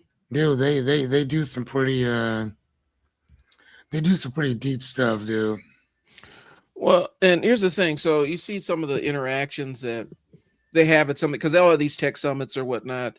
And my barber kind of hit me too. I went and watched the video, and the video. This is long since been taken down.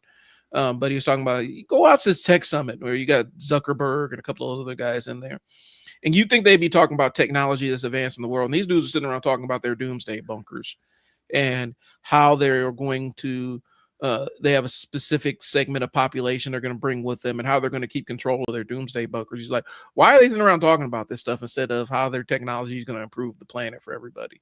Like, because that's kind of what they think, that's their view of where things are going. And it's really we're far afield of what we were talking about, but it's really kind of an interesting worldview that you think, if you're a billionaire, okay, so I got my bunker I'm gonna huddle down into. I paid this dude who used to be in Delta Force, and when the shit goes down, he's gonna immediately fly out to my location. I told him he could bring his family and they can hunker down in my bunker, and he's gonna protect me from all of these other people. And my question is, so you pick Delta Force or the SEALs or something where it's been kind of established that there's a specific type of what is it? I don't want to say psychopathy. There's a antisocial behavior that dictates whether you're going to succeed in these special operator roles in the military because of some of the dark shit you have to do, kill women and children, all Mm-hmm. kinds of other stuff. So you're going to bring this man in with his family, put him down in the bunker, and he's going to protect you from everybody else. Who's going to protect you from him? Right. Where now we in the dark ages. All money doesn't mean anything right now. Like, we're living in a bunker, so money doesn't necessarily mean anything right now. It's who has access to the resources. Got it. Cool. What's keeping him from forcing you to give him access to your resources? Because he's trained to torture people and hurt people and gain compliance from uncompliant people. You think your money's gonna make a difference? We don't have internet. The money, you're off the grid. The grid shut down. Your money is digital. What is that? What are you going to pay him with? That's going to matter to him.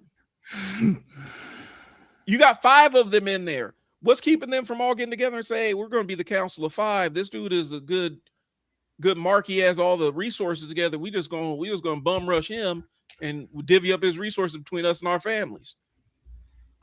And we get to decide if this dude's gonna survive or not. And I think there's a level of disconnect when you get to that level where you don't think on those terms. You think that because people are subservient to you because you have billions and billions of dollars, because they want part of your billions and billions of dollars, You think that that's just how the world is, and it's like, well, when the money don't matter, you know, one of my boys put it like this. He's like, things get tribal when it comes down to survival. Hmm. And it's always baffled me that they'll sit down and talk about this kind of stuff. It's like, so who's gonna keep this in charge? Like, you got your little walled off garden. I'm a George A. Romero fan, where it was a Day of the Dead, where they're all in that bunker and everything, and it's like castle walls and zombies are coming in and all that stuff. You got your fortified whatever. Who is gonna keep you safe from everybody else when they hungry? You got all the food and they ain't got none. That's what I'm asking. Interesting uh, worldview. Because me and you, we done seen people when they have nothing and what they willing to do. And you telling me that you, Mr. Billionaire, sitting up here in your whatever, and this dude over here is hungry, and there's nowhere for you to go. You think he's all, listen to Mm-hmm. me, I got a bunch of money. I'll put you out. No, you won't. I bet you won't. So I don't know. I'm always fascinated by this stuff, but I'm also fascinated why instead of talking about how they're going to advance the world and stuff, they're sitting there and talking about what their doomsday bunker looks like. It's such a weird concept to me, such a bizarre concept to me, but it is what it is. All right. Hmm. Yeah, I was just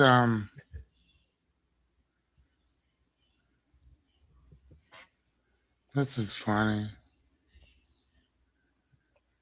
Yeah, I started that's man, this is crazy. This dude is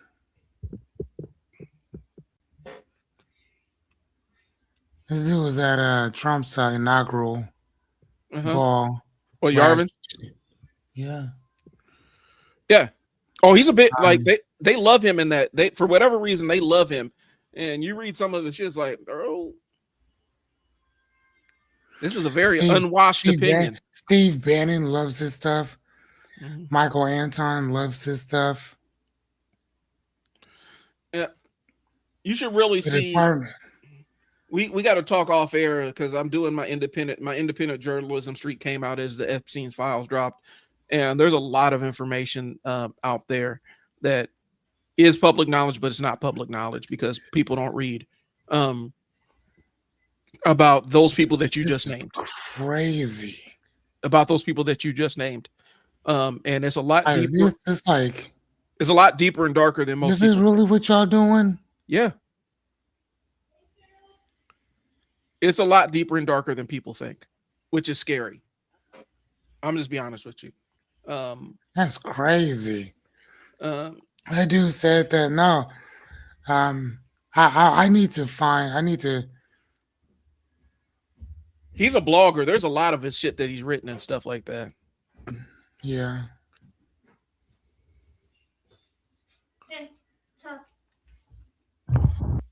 And I don't necessarily know because there's something about it. You guys read the post from Matt Schumer about I have not. What can you summarize it and then I can go look it up? Okay, say it one more time, Brian. I'm gonna respond to Liberty Twitcher. All right, give me a second. I can't necessarily click on these. So I have to like Google it.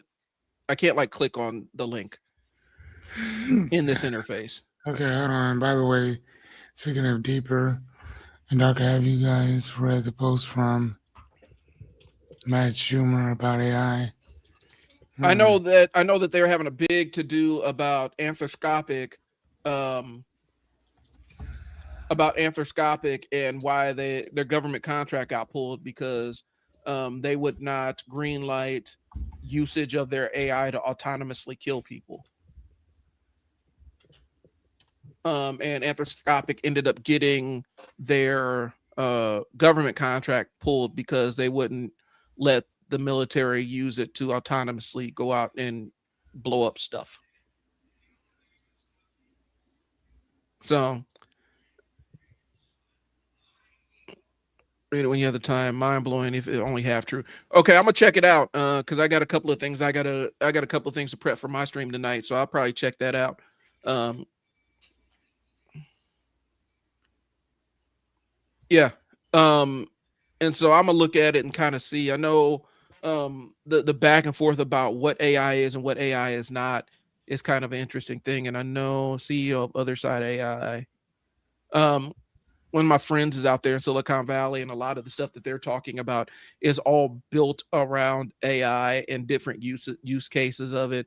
Last year, the big to do was about AI agents and stuff like that, and so now, and vertical integration of AI agents, where you have AI agent that does a specific field or industry or whatnot.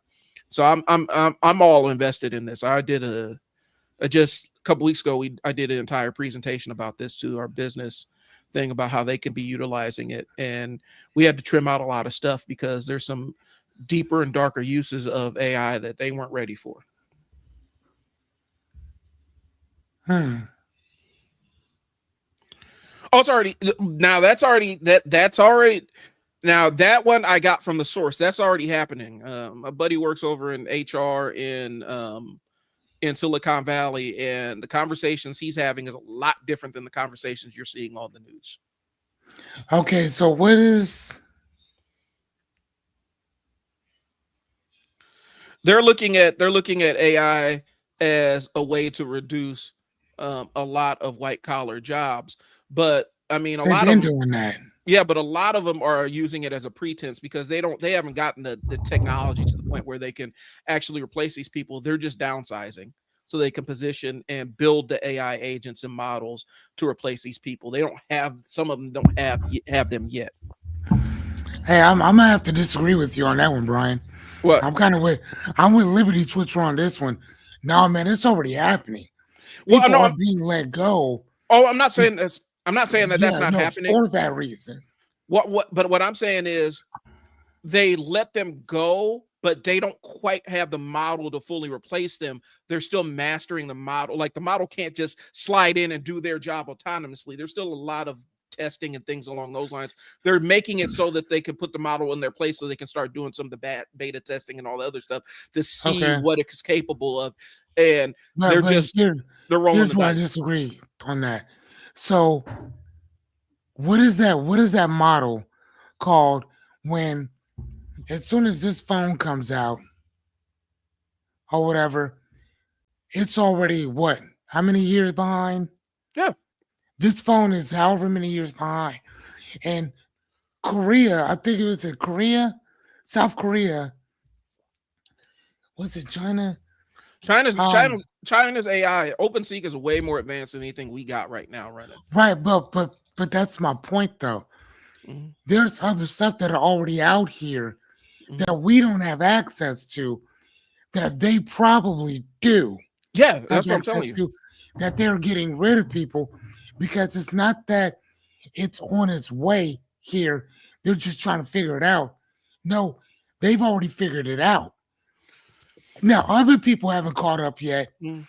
but some of these other companies already have. So what I'm saying is because we're saying the same thing, I'm saying it a different way. So they have to move the people out so they can put the models in place so the models can start educating themselves on how to do these people's job. And the only way you can do it is by replacing those people with the model and letting the model kind of work its way through what the process is so that you can beta test it in real life. So it's way advanced than anything that we're seeing right now. Right. But it's not perfected yet. It's not good enough. Like, and for them, they don't really care if it's good enough I get it. to work I get it. error free. No, it's kind of like it's kind of like playing Grand Theft Auto, Mm-hmm. and you can still point the gun in a person's face and they're gonna scream and run away. Mm-hmm. But there's some people in real life, you point a gun at them, they ain't gonna give 2 fucks, Yeah. right? Because they about whatever. Yeah. Once you get to the point where you're like that on that video game, where you're driving your car and all of a sudden somebody just comes through, beat your ass, take your money and your gun, and you like, dude, like, you shouldn't be doing all this to me, Mm-hmm. right? You see what I'm saying? Mm-hmm. We haven't gotten to that place, at least maybe not yet. But At the same time, though, um, but at the same time, in Grand Theft Auto, with those updates, if you're in the wrong neighborhood and you start screeching your tires, Hmm. the other gang members will come out and start shooting you. Yeah. You know what I'm saying? Like they're not playing. So eventually, I think that just like video gaming, it's going to be a point where, like, and this is not online, this is just in gameplay. It's going to get so to the point where you're not going to know who's real and who's not. Yeah. Like Anya's boyfriend, husband, He just work. commented on it. Yeah, awesome. He works at a place right now where he works at a call department. I'm scared kind of for that dude because of what we know that's coming. You know what I'm saying? What happens when AI takes that over? Which is not an if, that's a when AI takes it over. And so the way that you position yourself as the person that is the implementation expert with your company and say, I'm the AI implementation expert, because that's an emerging field. Actually, I talked to somebody about that. That's an emerging field. You can actually sell your services as, I'm the person that teaches you how, that shows you how to implement this within the business model. And I can, since I know this company so intrinsically, I can integrate AI the way that you want to integrate it into the business Right. model here. You get your little 6-figure check and you go off and go do it somewhere else. And that's the way that you buffer against this, because the people that are going to get caught up are the people that are fighting so hard against it. And I understand most of the arguments against AI, but a lot of the arguments against AI can also be said for streaming on Netflix and streaming on Spotify and all the other stuff. The amount of resource consumption is outpaced by streaming on Netflix. You know what I'm saying? Here's what I'm saying. And if you're listening, bro, this is what you got to do. You got to know the systems of your company so well and understand them, and step to your boss and say, I want to learn the AI stuff that you're using so I can help you implement it. That's how you buffer, and that's how you shield yourself from this, so that you become the vital piece that connects the pieces together. Because if they get rid of you, the two systems won't connect with one another. And I love what you just said there, Liberty Twitcher. And I All right. 100% agree with you. Liberty Twitcher says it's futile to argue against technological advances. Get on board or get left behind. And that is I can't think of a better place than this statement to be true than college, Mm-hmm. because they have a huge issue. No, knock on wood, with people using Chat GPT for the work. And I was just watching, like, I go there myself when I have certain papers. Hey, help me create an outline. Mm-hmm. Hey, this is my assignment. I don't understand what they're asking for. What do they want me to do? Sometimes AI can help me better than my college professors can. Mm-hmm. That's the honest to God truth. A fucking computer can help me better than my college professors can. Mm-hmm. And I forgot who I was talking to. I was talking to a friend of mine. And we were talking about that. How why is it that we spend all this money for education, and then when we ask our teachers questions, they act like we're bothering them, or like it's such an imposition to answer a fucking question. They're like, well, dude, just go read the syllabus, or I just laid it out. Bitch, if I'm asking you, answer my question. Yeah. So I'm like, cool, no problem. How about this? I won't even ask you no more. So what do? I go to chat. Have chat answer it. Oh, okay, cool. Done. Well, and it's what I'm telling my kids, because both of my kids, since they're at the age where they're asking the morality and stuff, the moral questions about AI and stuff and usage. And I understand what they're saying, right? But Yeah, my sure. take to them is, you can have your moral argument, and I get it and I honor it and I respect the fact that you have thoughts around it to this point to understand the real life impact and how it can actually harm people. But what I'm going to tell you is you can have your moral argument, but you better damn sure know how to use this stuff and know what it can and what it can't do, and make then you frame your moral argument about whether you're going to what you're going to utilize it for. But you better have the knowledge in your back pocket. Right. You know what I'm saying? There's a lot of things, there's a lot of stuff that I don't use on a daily basis, but that is good knowledge to have. Like when you lock your keys out of your car, if you have an old model car, how to get in. If you lose your keys, how to start a car without keys. These are Hmm. things I learned as a teenager. These are things that I learned about that I don't use on a daily basis, but it's knowledge that you do have. And so, yes, have your moral argument against it. You can say, you're against the resource use of resources, all that stuff. Fantastic. That is a wonderful stance. I am not diminishing what you believe at all. I want you to 100%. If that's what you want to stake in the ground, roll with it. You better know how this shit works. You had better know how this shit works, because whether you like it or not, it's going to shape where you are and what you're able to do in the entrepreneurship world or the labor market. So you Yeah. better know how, you better have an understanding of it. And what I'm running into is people that have the moral argument against AI, but then have no understanding of what they're actually moralizing against. They Right. don't understand. Well, I mean, if you've Googled anything in the past 10 years, you've used Gemini. It just wasn't called Gemini. Hmm. It was called And something that else. and that's my point. That's all I'm saying is that a lot of these AI models are already they've been there for a long time. They've been testing this stuff out. Yeah. Now they're just calling it something. Now they're just rolling it out. Like Liberty Switcher said, that model that y'all paying $20 for, that only tells that's the tip of the iceberg compared to what that $200 Yeah. uh, uh, thing will get you. This gets you all that dark web shit that you don't find out over here.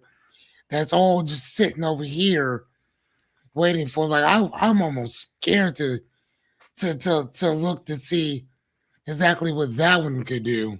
You should see what you Liberty should Switcher, what can I do? you should you should see what I'm getting for Oh 60. wow. You should see, hey, you guys should see what I'm getting for $60 on the Manus agent, which is Manus is absolutely flanking Chat GPT. I'm just letting you guys know. Like I've been fearless, no, I've been talking about it since forever. Manus is flanking Chat GPT. And it can do stuff, it can do shit that ChatGPT struggles with. And I've actually asked a friend of mine who actually has built an AI. He was working on building in it using the Claude bot and building his own internal server for AI to run in his own house, which is his own independent thing. He's building it. And me and him have the conversation all the time. Is ChatGPT getting dumber to you? And he pays for that top end. He's like, yeah, it kind of is. So which one do you use, Mantis? I use Manus. It just got acquired by Meta. Um, but I paid $60 for the Manus one, and it's able to do stuff that ChatGPT has completely failed me on. Like what? Like multi-sequence, like I'm in the marketing space, right? So I can do multi-sequence campaigns. I can build entire websites and deploy them, connect my Stripe account to them, and charge money on them. That's what I'm doing with my studio right now. Um, I can um, have it do entire. I can use it to help me do audits of people's entire marketing things from my dashboard. It can access people's websites and scroll through them and search them, and stuff like that. And so there's a lot of things that it does that ChatGPT is like, I don't know how to do it, or it gives me middling results, or just hallucinates some bullshit. Hmm. So I still pay for my Chat GPT, but it's more of a whip this thing up, write this thing out for me, or give me an outline so I can write something tool. Hmm. Manus is So So what is how does Manus work with or integrate with your personality, like it knowing you the way that It that does. chat knows certain people and how they write their all their stuff, whatever, you know what I mean? It knows Like how does it knows what? my websites and everything. I won't have to, because sometimes ChatGPT will forget something. Even if I put it in its knowledge base, it will ignore that. I Hmm. haven't had that same issue with Manus yet. And so it learns stuff. Like if I say, hey, I need you to write something for this business or whatnot, it'll say, okay, so this is the business. It'll pull over my font, my colors, my branding, my entire brand identity when it whips up a flyer or something along those lines. Okay, how do you spell that? MA. I'll send you the link so that you can have it, because it helps me out too if I send you the Manus link. So I'll send you the Manus here. But yeah, copy invite link. But yeah, it like I said, it's like it's an AI agent, not to sidetrack. Right, YouTube pop man, moonshots of the diamonds, 40 million AI company. All right, hold on 1 second, Liberty. Let me send this over to Fearless real quick, then I will answer your question. ADHD is taking a hold of me, and I'm trying to multitask, and that is not a happy place for me. um, but yeah, and if you really want to know the one I'm about to pivot to Gemini and offload it because I'm already paying for the pro version of Gemini just because I have a Google account. I have my own Google email. Since I have that, I already have the higher version of Gemini, and Gemini. Um, the only reason I don't do Gemini more than ChatGPT is because Gemini talks too damn much. Like it will sit there and give you a 40-minute explanation on a simple question, but it is Hmm. thorough. It is thorough. Um, I don't mean to sidetrack you. I recommend YouTube pops and moonshine using um it's 40 minutes. I take what that chain of schools is doing learning. I'll check it out. Absolutely.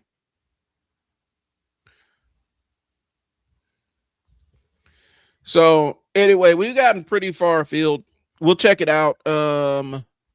Moonshots by Peter Diamandis. All right, let me put that in my thing. Yeah, I'm trying not to open too many tabs because, like I said, my Chrome is absolutely devouring my memory right now. But anyway, guys, what I'm saying is this: the information is out there, y'all, and some of y'all are specifically if you find yourself stuck in life, if you find yourself not moving ahead the way that you want to. A lot of times it has everything to do with the fact that you have no intellectual curiosity past um, your point of discomfort, which means you will not step outside your comfort zone to learn something new. Whether it be sitting down like Fearless does and cracks a book open, if that's not your happy place, make it your happy place. But if you're Hmm. stuck and spinning your wheels, a lot of times you can reflect internally and say, I don't pursue knowledge enough. I don't consume enough about this specific thing that I want to change in my life. And because I have not, I'm not moving forward. Now, there's a tipping point where you get stuck in the absorption of knowledge mode, and that becomes your happy place. And all you do is look up and research stuff, and then you never take action on anything. And once you get there, I'll wave to you because I'm in that space too. Right. But if you're not moving forward in your life, it could be the fact that you have no intellectual curiosity about things that can transform your life. Develop intellectual curiosity about things. Look shit up. That's as simple as look things up, guys. If you don't know, look it up. Put this in your But not just look it up though, and I think it also depends on where you're looking it up at. yeah. Well, we did the one about sources too, because Fearless knows I'm a nerd about sources too. Sometimes you got to check your sources. That's why the Jay-Z one, I'm glad you looked it up, because I even said I don't know. It could have come from him. She could have just made it up. But the sources, primary, tertiary. If you want me to do an episode about that, I can. I've done it on mine about primary, tertiary, secondary sources, and all the other stuff.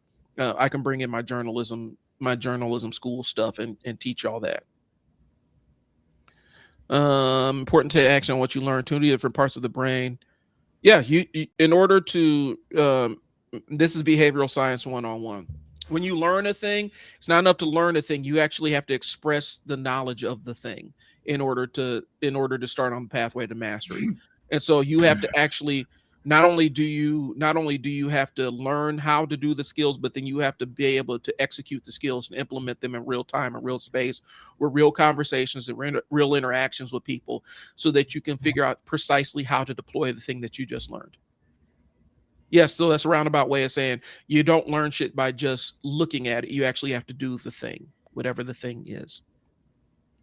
Um, my thing is the media room. So the media room, I'm gonna teach you basically how to start recording yourself. Different tiers. You got the. Let me put the link on here.